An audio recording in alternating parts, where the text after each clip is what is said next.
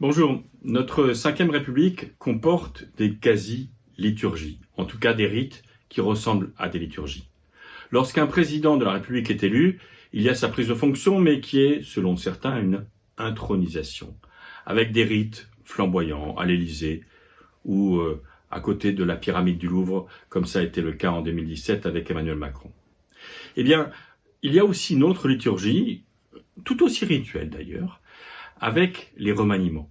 Les remaniements qui égrènent notre vie politique, qui sont tous les X mois, X années, peu importe, mais ils ont toujours les mêmes caractéristiques. Le suspense, l'attente, les fausses pistes et les surprises.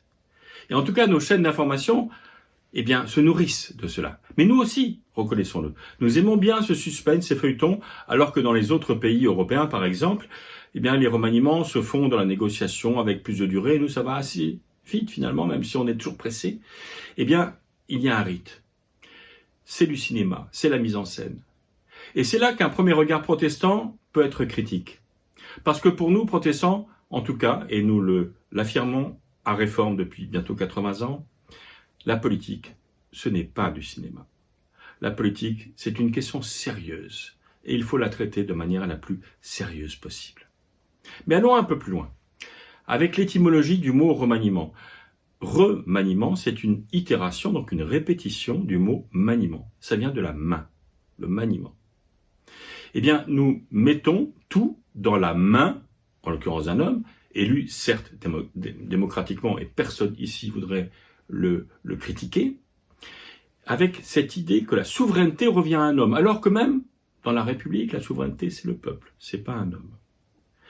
Et donc il y a là un regard que nous pouvons aussi, deuxième regard protestant, être en même temps critique sur le fait que tout repose sur une seule personne, et en même temps légitimiste parce que cette personne a été démocratiquement élue et en notre nom doit prendre les meilleures décisions.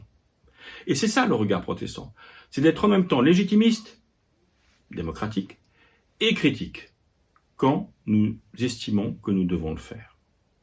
Allons encore un peu plus loin. Remaniement, reprendre dans la main le cours de notre existence. N'est-ce pas là l'étoffe de notre condition humaine? Allons même encore un peu plus loin. N'est-ce pas l'étoffe de notre Église ou de notre foi? Nous avons un adage qui est, alors, je ne vais pas revenir sur le débat d'où ça vient, mais peu importe, Ecclesia reformata semper reformanda, l'Église réformée toujours à réformer. C'est-à-dire qu'il y a dans notre esprit l'idée d'un remaniement permanent. Et cela correspond d'ailleurs à notre existence même, et sans doute à notre foi. Nous avons tous et toutes dans la vie des moments de transition, des moments de bouleversement, des doutes, des remises en cause, des découvertes, des convictions, des sublimations. Bref, nous avons toutes ces émotions qui nous traversent. Et à chaque fois, au cours de notre existence, notre foi est remise en cause, elle est remaniée.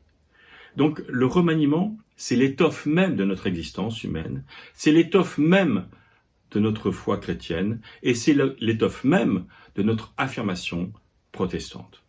Donc nous n'avons pas à craindre cela, mais au contraire à être des créateurs. Donc oui, nous, comme protestants, nous sommes légitimistes, critiques et créatifs.